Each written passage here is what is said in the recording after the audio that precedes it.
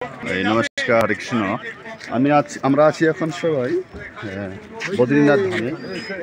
বদ্রীনাথ ধামের আমাদের পণ্ডিতজি আসলে কী কারণে আমরা পুজো দিব, কোথায় কোথায় পুজো দেবো, কী করতে হবে, এর মাহাত্ম্য সম্পর্কে আমাদের ধারণা দিচ্ছে পণ্ডিতজি। ওই দেখছেন সবাই আমরা একসঙ্গে আছি।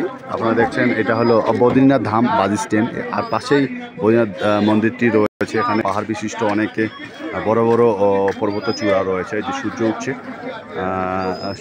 উঠছে পাহাড়ের কল ঘেঁষে, দেখছেন কত সুন্দর কল ঘেঁষে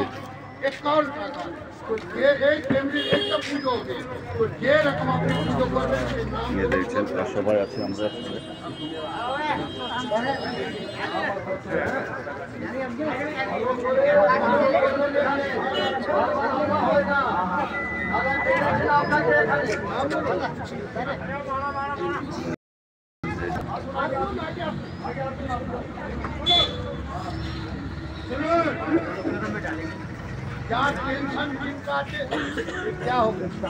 चार्ज खत्म हो गए बाबू जी।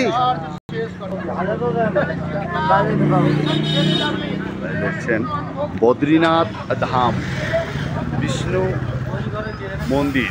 বদ্রীনাথ ধামে রয়েছে বিষ্ণু মন্দির, আর কেদারনাথে ছিল হর হর মহাদেব শিব বাবাজির মন্দির।